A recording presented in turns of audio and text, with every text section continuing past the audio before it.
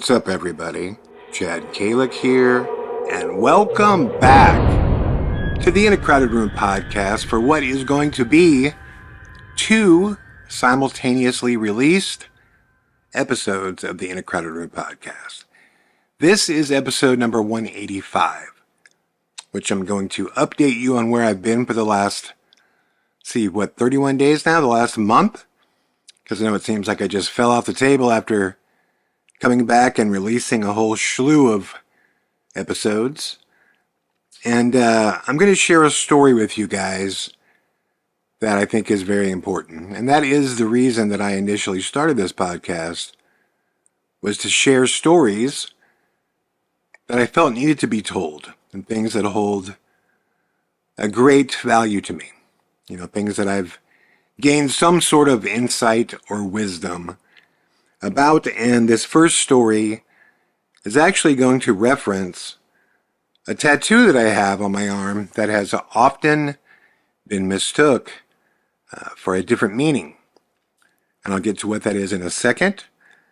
And then episode number 186, which will be the next one I'm going to record, and again, I will release these both at the same time, is going to be an update on all the latest stuff in the paranormal world, the world of UFOs and skyfall predictions, crazy new Bigfoot footage, lots of strange stuff has been going on, and we're going to catch up on all that stuff. And I'm also going to answer a lot of questions that you guys have sent in, kind of a mini Q&A episode.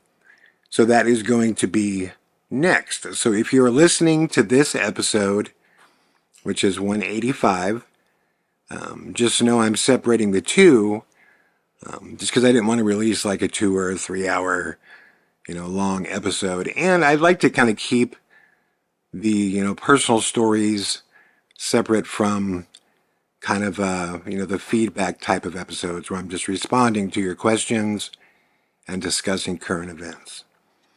Having said that, let's talk about where I have been over the last month. Well, the good thing is, it's all good news. And I first want to thank you guys for all the messages that continue to pour in. When I went off the map for about a week, my inbox was filled up with people going, "Oh no, are you okay? Did things, take a step backwards? Are you sick again? Are you hurt?" No, not at all. Things have been going incredibly well. But what occurred was, as I told you guys, my voice was getting better. It took about, close to 8 months for my voice to heal. And as it was healing and getting better, I had mentioned before that at night it was getting really weak. But in the morning, it would sound really good. And as you can hear now, thank God, my voice is fully restored. And this is the first time in about a year that you guys have heard me sound like me, which is, oh my gosh, such a good thing. Just because my voice is, not only is it literally my voice, but my voice acts as an identifiable personality, in my work, in my films, in my music. It's just always been something that is a calling card. God blessed me with an identifiable tone, and when that wasn't there, when that was damaged, it really scared me. It scared me that it was never going to come back. Especially after 6 months when I still could barely even make a whisper. But what happened is essentially I met with the throat and speech specialist and said, look, things are getting a lot better, but at night I noticed that I'm getting really weak and my throat gets scratchy and whispery again. How do I speed up this recovery process? Is there a way? In which they were actually incredible. Annette, the girl that worked with me, basically said, yeah, there's definitely a way to speed it up, but you have to do a series of vocal workouts that they gave me during the day, and talk during the day and go about my normal kind of just, talking behavior. But then at 8 o'clock at night, well, between 6 and 8 o'clock at night, I would need to stop. So basically, work out the throat and do all these exercises for the vocal cords, which consisted of a lot of really, really bizarre sounding, vocal exercise. Just things like, whoa, I'm like holding out these low notes and going, whoa, and like holding things. And it sounds really goofy, I'm sure Laura was like, what in the fuck is going on in the other room right now?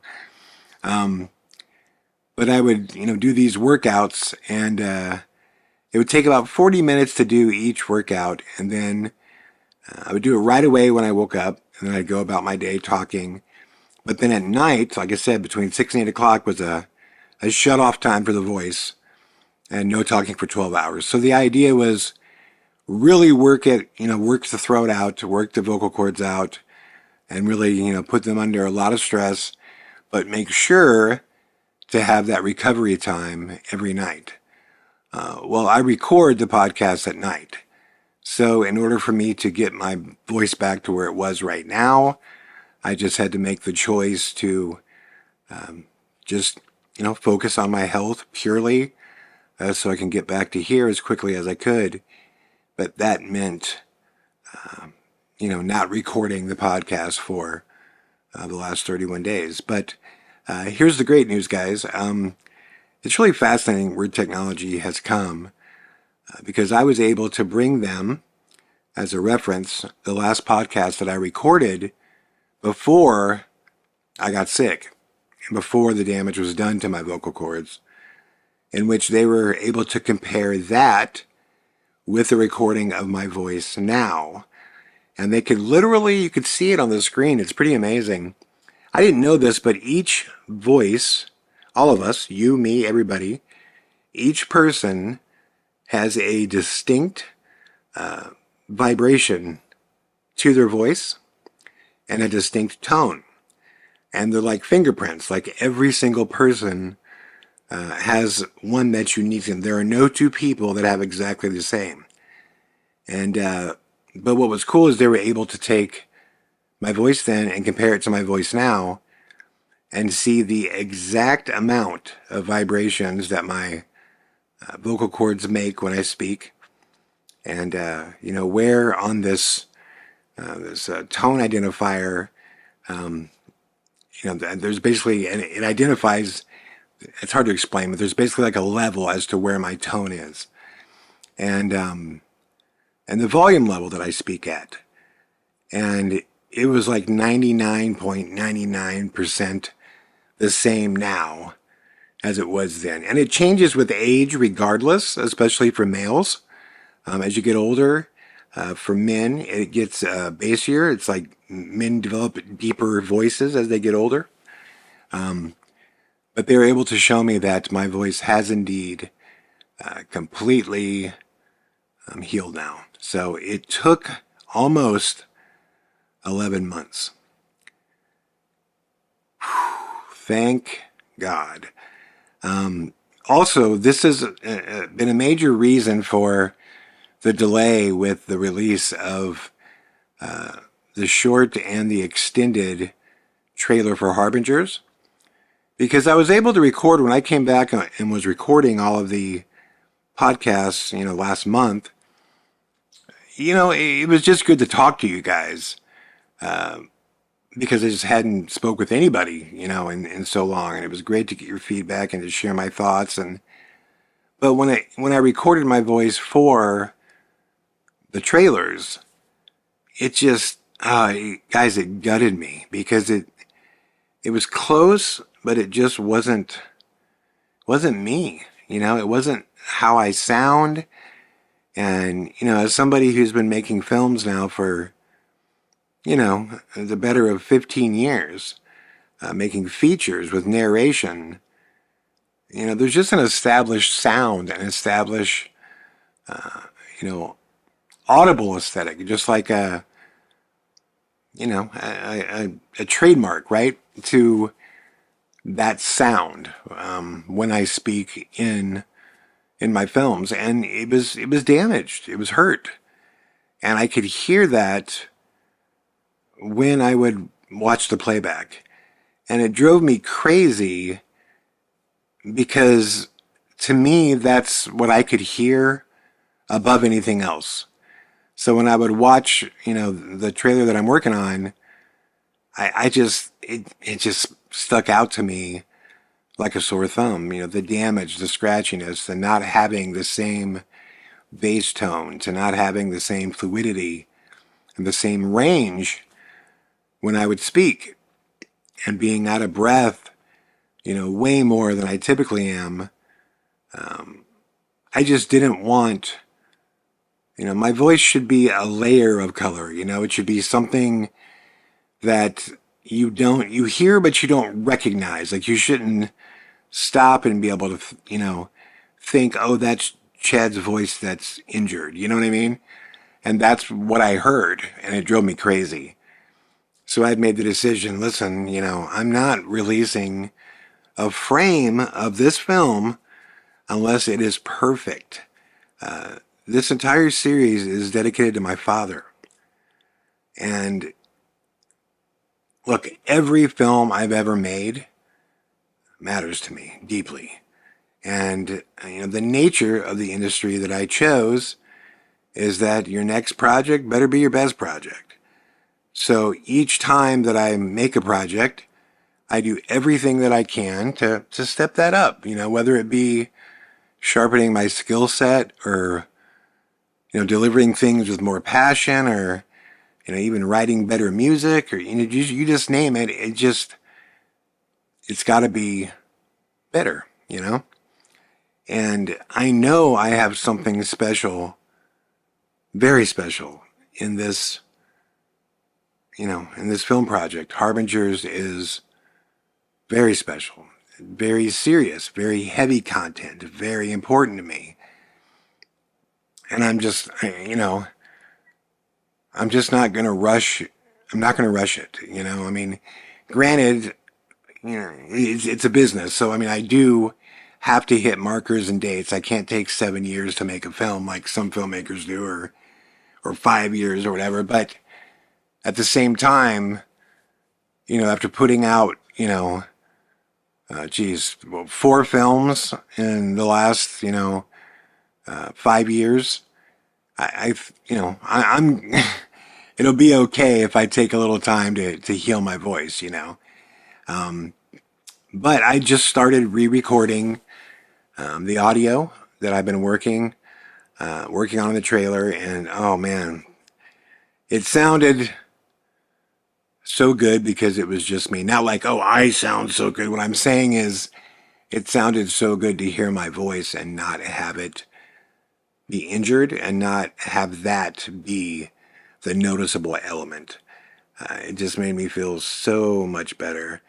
And I've written material for this film that I sing, that I perform. And I've not been able to do that. Even when, a month ago, even when I could start talking again, singing was out of the question. And, I can absolutely sing now, thank God. That has come back. The breath control has come back as well. And next week, you guys will hear, I'm recording actually a song right now that I'm working on. And I'm going to release it next week, and you guys will be able to hear it. Which I also want to give a quick shout out to everybody that listened to the last 2 songs that I released. The Underwater cover, which is one of my favorite cover recordings ever. I had a blast doing that with Joey and Josh, and Ari as well. And Behind Your Eyes, which is one of my favorite acoustic songs that I wrote. And it's one of the first songs that I've ever written. And that song was written probably, 20 years ago. And I just finally decided to record it and get a version of it, a lo-fi version of it for the film. So they both came out great. So I want to thank you guys so much for listening, and your emails have been awesome to me about that song. And I'm glad you guys are enjoying it. If you haven't listened to it yet, please do. I do realize that whenever I put out anything on the paranormal world, those things are all going to get the most views, and that's cool. There's nothing wrong with that.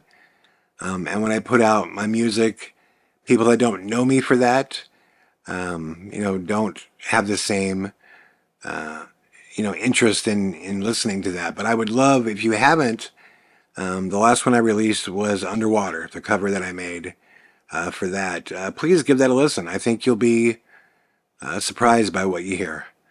I've done music much longer than I've done film. My entire career started with my music career. And as I was a professional touring musician for over 7 years.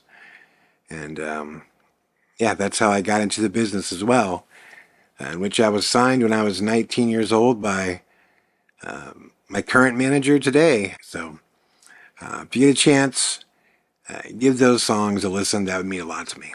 Also, I forgot to mention this at the beginning of the podcast. If you have not yet, please click the subscribe button as well as the notifications bell.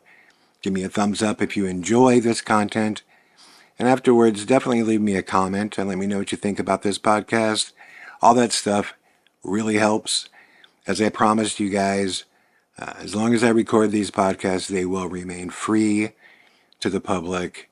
The only thing I ask is that you click the subscribe button, just so you're aware of when I release content. As you guys know, most of my content gets either demonetized or limited monetization.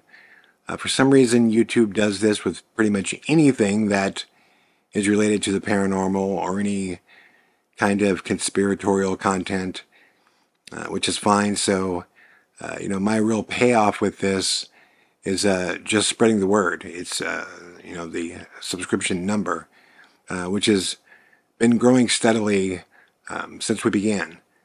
And I thank you guys for that. We're coming up on 15,000 is the next milestone, which we should be there, if we keep rolling by the end of this month, if not beyond that. So once again, thank you if you already have. And if you have not, take a few seconds right now just to click subscribe. Thank you guys very much. Now, to the story that I wanted to share with you.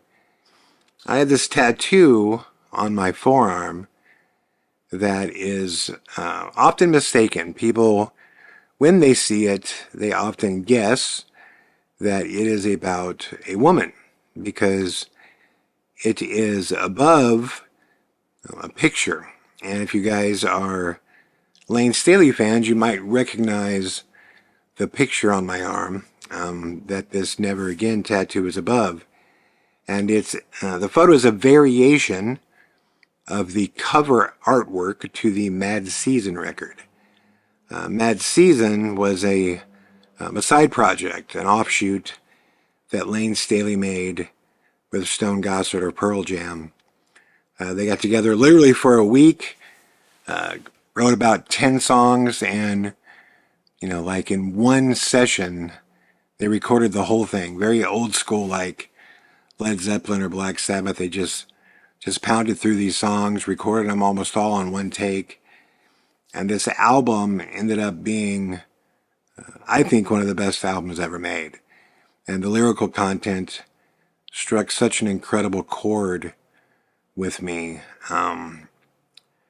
that, I felt, it was something that I wanted to be reminded of a lot. Although my circumstances are different than obviously Lane Staley's, which is why it's an alteration of the artwork. It's kind of tailored more towards, my liking. But the picture itself is actually, a lot of people don't know this, it's actually a self-portrait that Lane Staley created. He was an artist as well. And he created this self-portrait of himself in which you can see his likeness in the man in this portrait, and he's holding this woman close to him, and he has this kind of aggressive, stance and posture to him.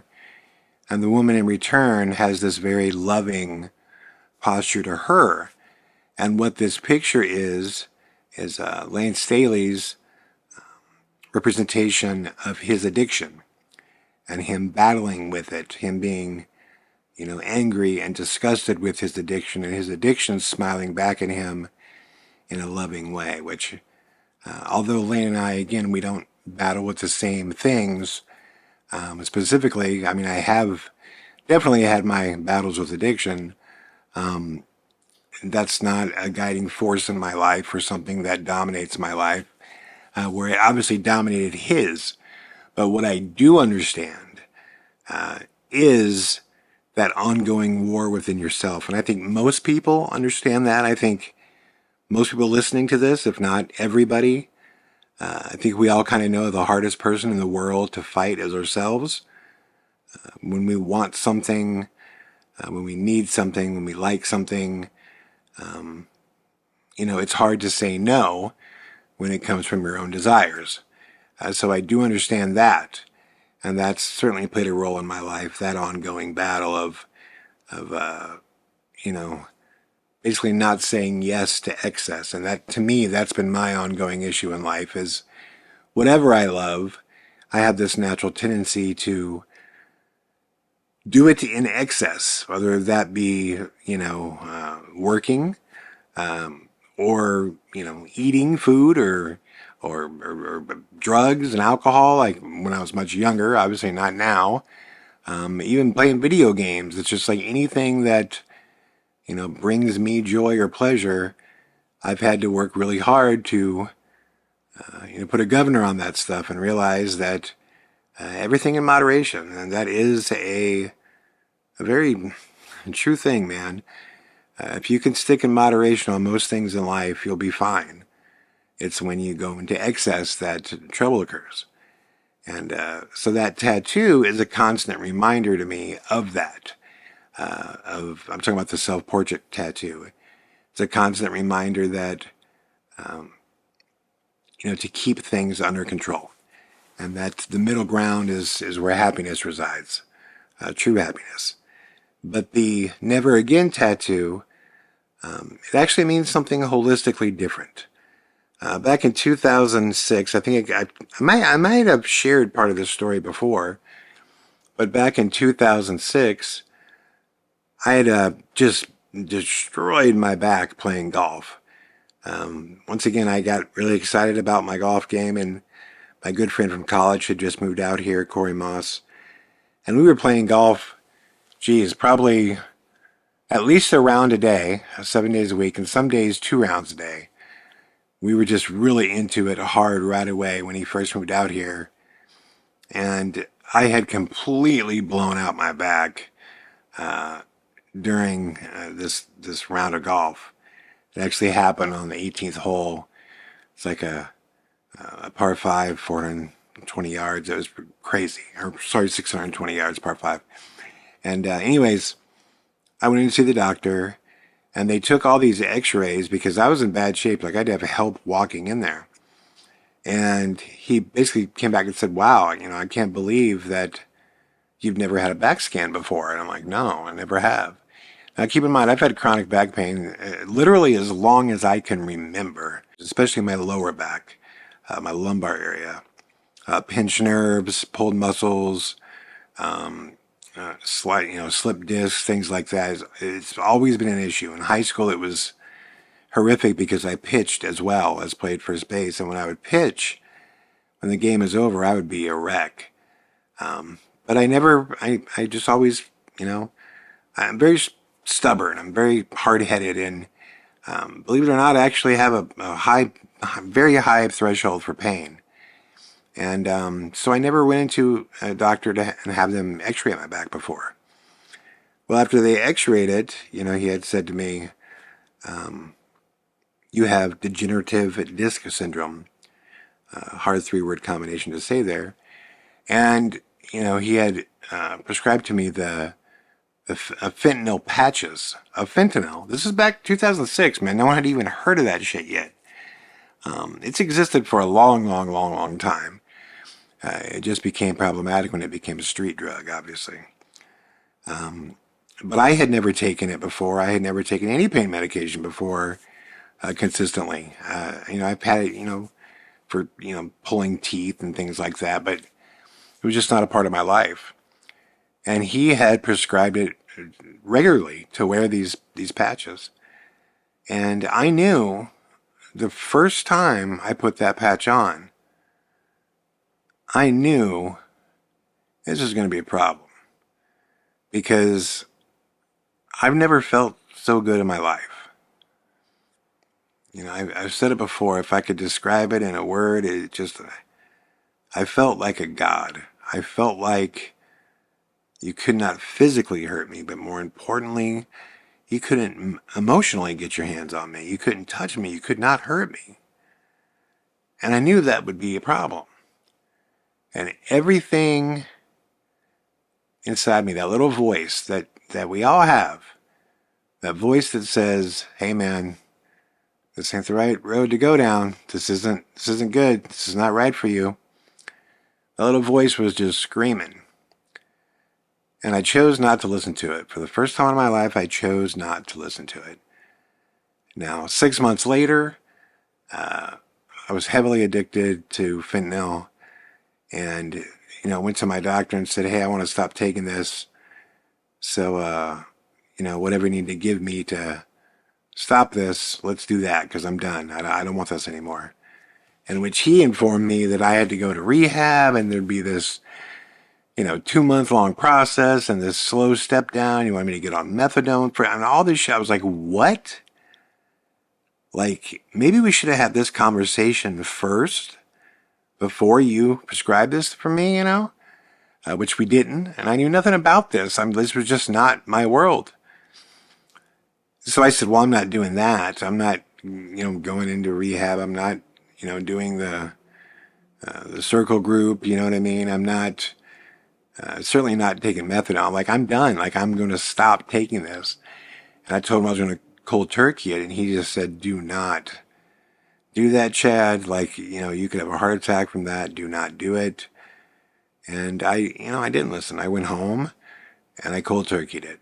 And it was horrific, without question. It was horrible.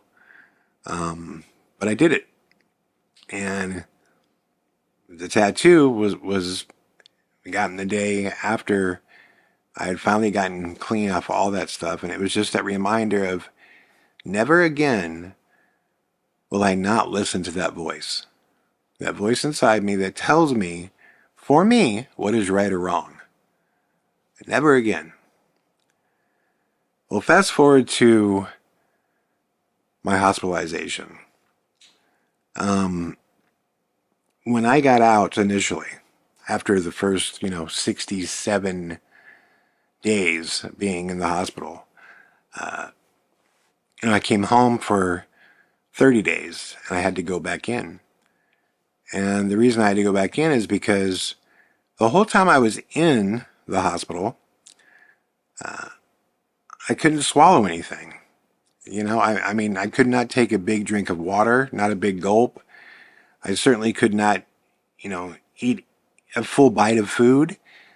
Like, the only way I could, take a drink or eat anything was very tiny bits of water, like sucking on ice chips, or like those, when I was home, I must have went through 100 of those. Every couple of days, I would go through 100 of those Otter Pop things. If it was something that would basically drain down my throat, then I could do it. And when it came to food, I would have to take it'd have to be something soft, like mashed potatoes or gravy or just pure liquid. And I can only take the tip of a spoonful, because anything with size or mass just wouldn't go down. And I mentioned this to you guys when I put out the podcast about what it was. It was this condition called achalasia. And when I was hospitalized, during that process of all of that stuff together, the hypoxia, the sepsis, just the pneumonia, all that stuff. At some point, a part of my esophagus was damaged, nerve damage. And it was a segment of it that contracts and forces food and liquid from your throat into your stomach. That was not working. That was the part that was damaged. So when I was home, I was just getting incredibly sick, because anytime I would try to put anything down, it would go down and it would sit there. And the more and more I would put in my mouth, it would just pile up. And then I would just, and this is gross, but it would just vomit. I mean, like the last time when I finally went into the hospital, went back in, I mean, it was over 30 times in a day that I had thrown up. And I was finally like, okay, I'm dying. I mean, like I said, I lost 61 pounds. On top of what I had already lost, I lost 130 pounds going in there. And then on top of that, 61 pounds in 30 days, because I just could not get, a mouthful of water down. And I could not get anything, any kind of sizable meal. Like all I could do was little tiny stuff. And when I was in the hospital, this was happening. Like because the obvious question is, why did they send you home with this? Well, this was happening, and they kept saying to me, it's going to get better. We believe this is from, the entire time that I was intubated. I was intubated for 14 days, which you're usually not supposed to be intubated for more than a few hours. And for a bunch of ridiculous reasons, that I think are ridiculous. It had to do with one surgery happening at the first hospital. I initially went to St. John's, and my insurance is with Kaiser. So there's a part of this that you guys don't know about yet. There was some, and I'm just saving it for the film because it really does need to be saved for the film. But there were some, major surgeries that had to happen, and they had to happen in an order, in a row. So they didn't know who was going to perform after the initial surgery. They didn't know who was going to perform the second one, because they were waiting to transfer me from St. John's to Kaiser, and I had COVID. So Kaiser doesn't accept people that have COVID. At least he didn't at the time. But I was supposed to be, cleared of COVID after a certain time period. And that time period was coming up. So rather than take the intubation out and wait and see if and when I need this next surgery, Kaiser said, don't take it out because he probably will need this next emergency surgery. So keep it in because we're supposed to get him tomorrow. Well, between all the delays and paperwork, it took forever. It took 4 days to get me over there, which they just decided, rather than make him go through the whole process of intubation again, we're just going to keep him intubated, which was the worst fucking decision ever. But anyways, God, I could go off about so much of this stuff. But anyways, so when I was in the hospital, they kept saying, I know you're having a hard time swallowing right now. Just keep doing tiny amounts, and it's going to get better. With time, it'll get better. Now, they had, at this point, they had not done any of the studies to see if I actually had a problem, a medical problem. They had not done the studies. So they didn't know that I had achalasia at this point. It was only when I went back in that they discovered this, because I was at home, and it was just getting worse and worse every day. And I kept thinking, well, with time, it'll get better. They said it'll get better with time. And of course, I didn't want to go back in either. So I'm willing to, wait it out as long as I can. I mean, I was just there for 67 fucking days. It's not like I want to, I'm in no hurry to run back in. You know what I mean? But I get back in, and I ended up being hospitalized there for another 3 weeks. They do these studies, and they determine, yes, this is what I have. So they have to do this emergency procedure, which amounts to a surgery. What they first did is they went in and they stretch. In your throat, you have like two muscles, like contracting muscles. One's at the top of your esophagus, one's at the bottom. And they have a procedure that they do where they stretch it really far. They put you under just like a normal surgery. They go down through your throat. They do an endoscopy, which just wreaks havoc on your throat, your vocal cords, all that shit. And they stretch it out. And they hold it like stretched out for a long time period. Then they release it and they wake you back up. And their hope is that they've stretched that muscle out enough that even though the part of my esophagus that usually contracts to move the food and the fluid, even though it's not working, the hope is that with a drink, that gravity will do the job, and this muscle stays contracted and stretched out, so it just falls into your stomach, basically. And if that doesn't work, then the next, round is this surgery called a POEM, P-O-E-M. You can read about it if you would like. And what they do, it's very severe. If you can't get this fixed, then they go down and that sphincter muscle, the bottom one that holds food and opens up to release food and drink into your stomach, they would go in and they would lacerate that. They would cut that. And then they would also widen the part of your esophagus that food goes through, and they would cut a hole, a deeper hole in there, so that when when I would swallow things, it would essentially just fall into my stomach. And once you do it, it's permanent. For people that have side effects from this surgery, and from people that their body just doesn't respond well to it, it's bad. The range is death to just severe illness. And the process of healing is also very scary too, because it's there's an open hole that remains open pretty much from your open mouth. Every time you talk or breathe, you're taking in air through this open hole, just on the inside of your esophagus, as they explained this to me.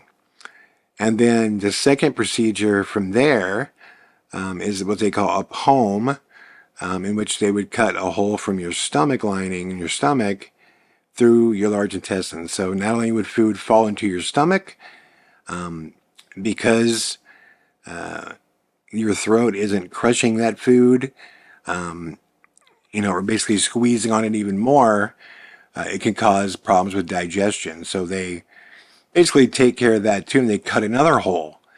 And this is again, once this is done, this is permanent. There's nothing you can do. There's no going back. If your body doesn't respond well to this surgery or this new process of digestion, you're fucked. You're absolutely fucked. So I was terrified at the thought of having this process, this surgery. So they did the first surgery of the stretching of the muscle, the endoscopy in my throat. It didn't work. It didn't work. I still couldn't drink anything, still couldn't eat any food, nothing. So he said, come back in and we're going to do it again. And this time we're going to stretch it as far as we can get it, and we're going to pray that we just don't rip it. Because if it rips, we got to go into an emergency surgery right away, and then you're going to be here for a while. I'm like, oh, Jesus Christ. So we go back in there, and Laura's with me, and it's just terrifying time, Every time I go to sleep, or basically they knock me out, I have no idea what's going to happen when I wake up. So every time I open my eyes, I'm like, everything go okay, Laura? And I'm looking at her face, trying to determine how she looks. And so after the second one, where they said we've stretched the muscle as far as we can possibly stretch it without rupturing it, let us know if this works. And it didn't. I could take about 3/4 of a drink of fluid at that time, but I still couldn't eat anything that was remotely solid. The only thing I could eat would be like soup or like mashed potatoes if they were really runny. And I'm like, oh my God, this is just absolutely horrible. So the doctors decide, or this one doctor, Dr. Zhu, this girl, she decides that I have to have these palm surgeries, both of them. And I'm everything that little voice, guys, that little voice inside of me is saying, no, man, don't do this. This isn't right. Don't do this. But I'm not listening to that voice like I should be, because they're telling me, look, this will fix it. Yes, there's a risk of things going really bad, but this is the way to fix it. This is the way. And I'm sitting there going, well, I can't live like I am now because anytime I eat any kind of real food, I vomit. I could barely get a drink down. So I say, God, I'm so nervous, but let's do it, I guess. Let's do it. And they say, okay, well, we can't do it for 6 weeks.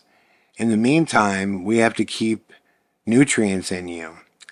So they say you have to stop, drinking soup now that you can. I just got the ability to drink soup, and certainly can't eat anything. So they say we're going to use this process called TPN. And what it is, it's crazy. They basically stick a line in through your large, artery, like your vein up by your neck. And then they got this 20-pound bag of fluid that has, fats and sugars and starches and nutrients and all this. And it's connected to a machine, and they pump that through your system. They pump it right into your veins.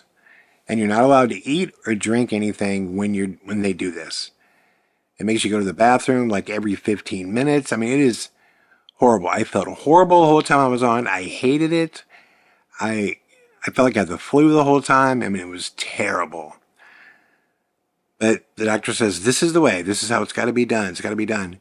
At that time, thank God I met with Annette, my speech therapist, and she was the one who said, hey, listen, you should get a second opinion on this because if they do this surgery, it's permanent. And as it stands right now, Chad, you can't make a sound. You can't even talk. And now they're going to go do this other thing. She's like, swallowing, yes, that's got to be resolved. But, you don't want to be a mute when this is over, where you can't speak, So I was freaking out. And I couldn't talk at that time. So I'm writing thoughts down to Laura and messages to her and just going, I'm so freaked out about this. I don't know about this. And again, I have another talk and they say, no, this is the way. You got to do this. This is the way. This is the way. So again, that voice inside of me is screaming at me. Just, this is wrong. This TPN stuff's wrong. This is all wrong. This is all wrong. But against my own, thoughts and against his voice, there's just so much pressure on me to go do it at that time because I need to get this fixed somehow. I go in. So I'm getting ready to have this surgery. I mean, they got the scalpel in hand, and I'm like, give Laura a hug and a kiss. And I'm like, okay, I'll be out of here, babe. It's going to be good. It's going to be fine. They're going to fix it, and I'll be okay, and it's going to be all good. And Laura's incredibly supportive, and she's like, all right, babe, I'm not going anywhere. I'll be here when you wake up. So I go in, have the surgery. Again, scalpel is in hand. They are getting to, they're going to chop away. They're going to lacerate the muscles in my throat and create 2 holes in my throat and in my stomach. So I wake up and I look on Laura's face and she just looks completely disgruntled. I'm like, hey, babe, what's wrong? She looks so sad and everything. And I'm just like, I'm good. I'm okay. I feel okay. And she's like, oh, babe, I'm sorry. I'm like, what? She's like, they didn't do it. And I'm like, what? And I'm like, why?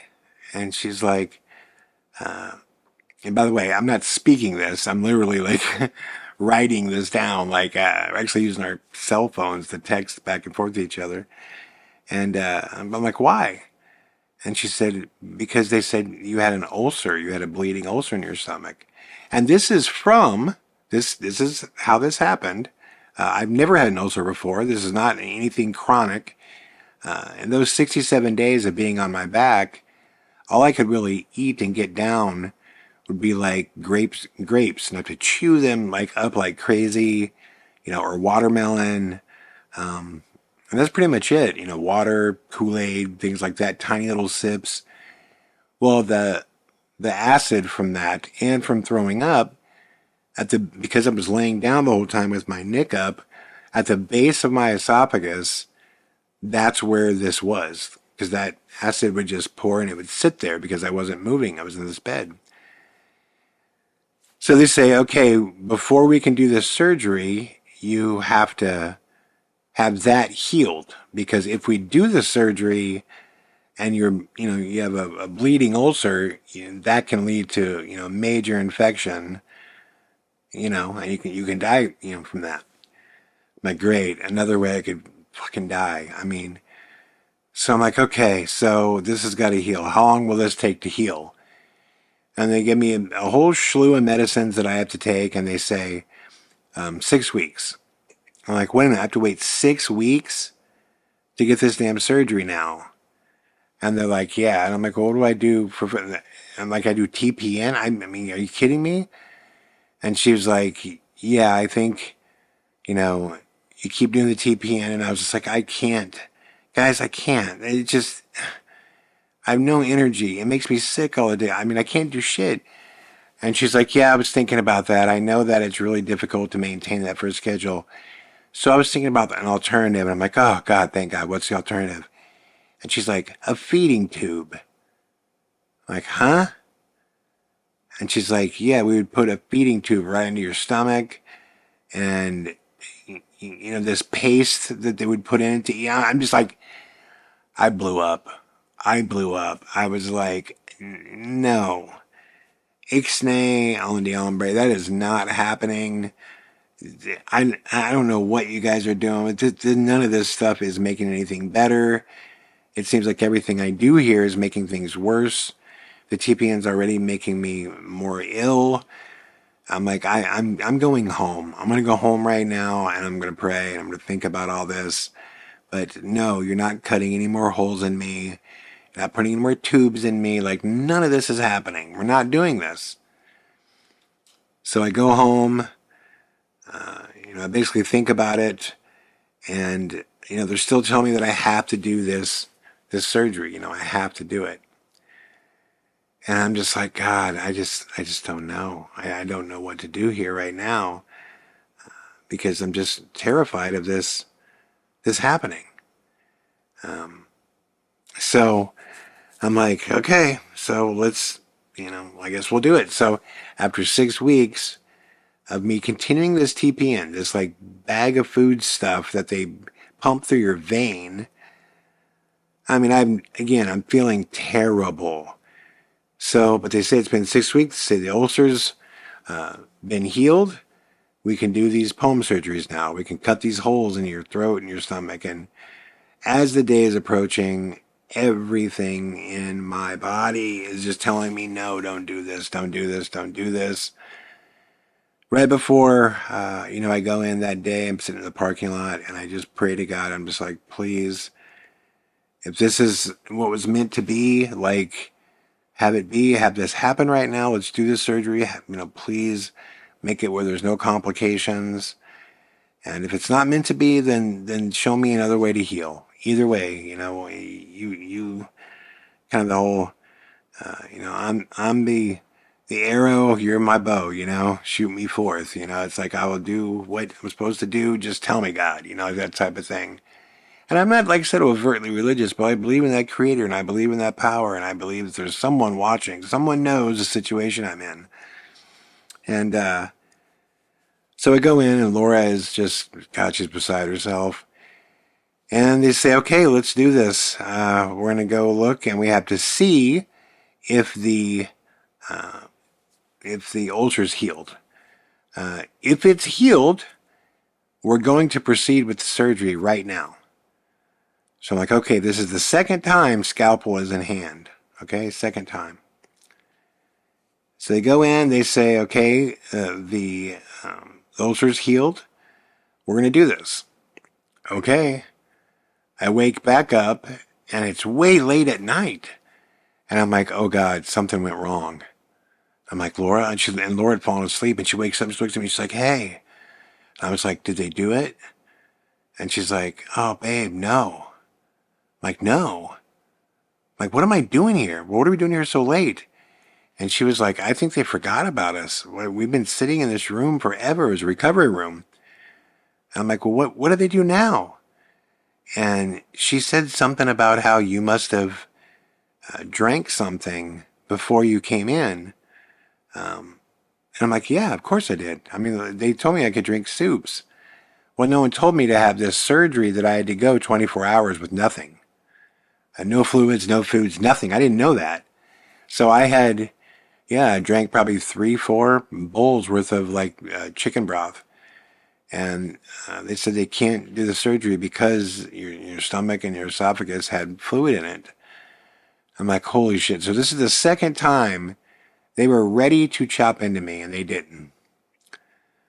So I just looked at her and said, okay, listen, we're going home. Like, that's it. We go home.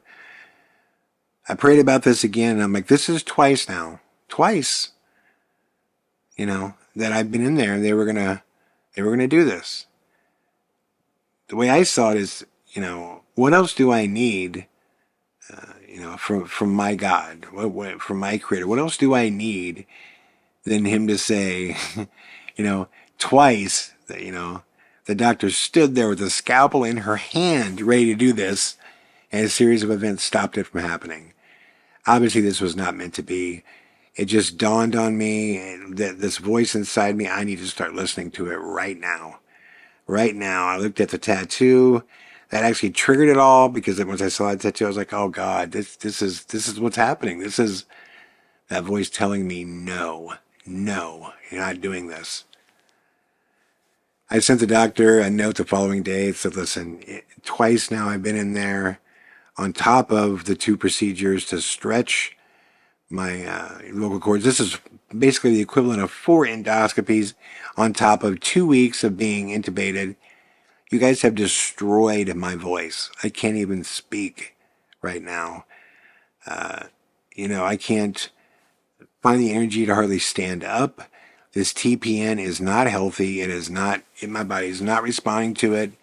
I want it out, and I want it out today. You send the nurse in my house. Somebody needs to come here, or I'm jerking this thing out of my arm. And I was serious as a heart attack. If I had to rip that thing out of my arm, I was going to do it. I was done with it.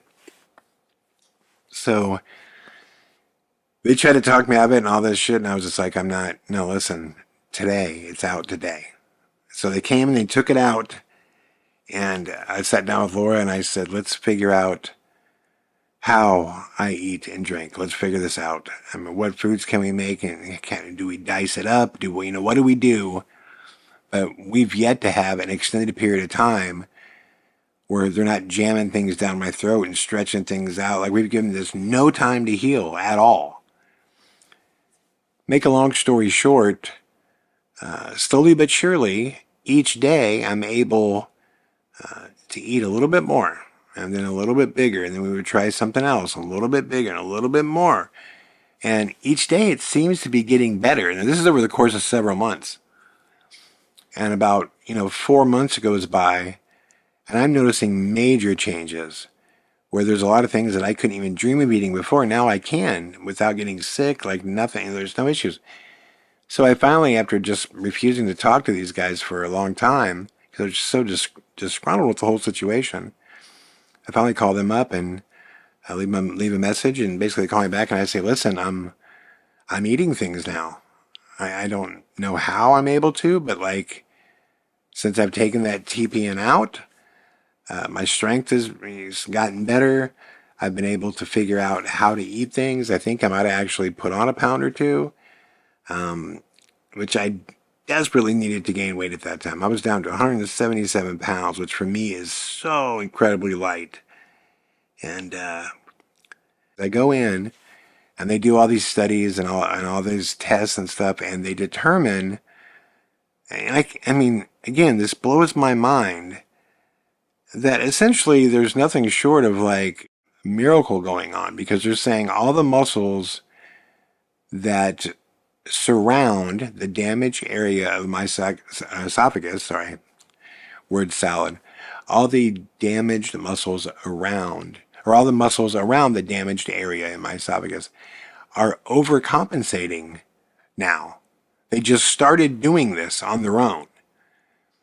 And they're picking up additional function that they didn't have before.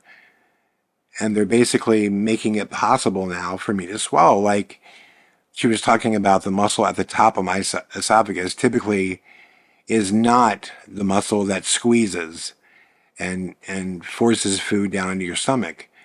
But the muscles at the top of my esophagus are now doing that. Like they've begun doing it on their own, which is mind-blowing to me. And it's mind-blowing to them. They're just like, wow, this is honestly impressive. We've not seen this before. But it is, yeah, all of your, all the muscles in your throat that surround the damaged area, they are compensating for it. They are working in ways that we've not seen, which is why you're now able to drink and swallow and all this stuff. So after several tests to confirm that isn't in fact what's happening, they told me for sure, 2 weeks ago they told me for sure now, I do not have to have either surgery. And, as you guys have seen, my voice has come back. And the only thing I have to do to have my voice come back, besides, work it out and then take time to rest it, is stop jamming shit in there. I mean, the amount of things they stuck into my throat to stretch it out. I mean, in total, there ended up being 4 endoscopies. Then there was 2 tests where they jammed these things down into my throat, and I had to drink. They put this dye into my back of my throat, and I knew that was going to be a bad test when they made me swallow a bunch of topical Novocaine. It was just Lanacaine. Made me swallow a goop of Lanacaine, which just numbs your throat. They jammed that down there, and then there was a total of actual surgeries that I had in my first 2 months in there. There was 4 total surgeries, which again, you guys will learn later what that was about. But we're talking 4 surgeries, 2 of these tests where they like jammed this metal thing down my throat, 4 endoscopies. I mean, of course, my voice is destroyed. And yeah, so what did it take? It took, time, taking care of it. Same thing with medication. They had me on 23 different medications, and I'm taking 2 of them now. I just went through the list of all these medications they had, and it was for shit I never asked for. It was like antidepressant medication. I never said I'm depressed. Like, there's times I'm sad because I should be. Being sad is not a sickness. Being sad is, to me, it's something that inspires me to not be sad. I should be sad. I was sick. I was in a hospital, for Christ's sakes. I don't need a medicine to take that away. They had this gabapentin medication, which damn near gave me the seizures. They wanted me to take tons of it. And when I couldn't even dial my phone because my hands were shaking so bad, Laura was like, who do I talk to stop this shit? This is insane. And it was just a reminder to me. And the reason I told you this story, and I'll wrap this up right here, the reason I'm telling you this story is time and time again, it's always been proven to me to be the proper route. And that is, listen to that voice inside you. Nobody knows your body like you. Nobody knows what is right for you more than you. So when you hear that voice inside your head, remember, that's the protector. I think that voice, is, in my opinion, I think that little voice is an extension of the Creator, whoever that is to you. It's that thing that's giving you the truth, whether you like it or not. And it's telling you, what you should and shouldn't do. Thank God I remembered in time. I was so stubborn and stupid that twice they could have done this to me, and there would have been, no way back. And what I initially thought was a letdown, like, oh my God, they didn't do it. This is such crap. Oh my God, they're screwing me over. Like that was a blessing in disguise. It was a total blessing in disguise, which once again proves that when it comes to God, there's a method to the madness. Sometimes you just don't know what is really going on until the future unfolds. Listen to that voice. It will not steer you in the wrong direction. It will tell you exactly what you need to hear. I guess that's the moral of the story. Having said that, guys, I hope you enjoyed this episode, and I hope you can take away something positive from this story. This is really why I initially, created this podcast, is to share the stories in general that mean something to me, and that was an experience I'll never forget. And never again will I question that voice, ever, ever. Much love, guys. Thank you all for your love and support. Thank you all for sticking with me. And I hope you guys enjoyed this story. And make sure you check out the next episode 186, where we're going to catch up on everything in the world of the paranormal. Much love and all the best.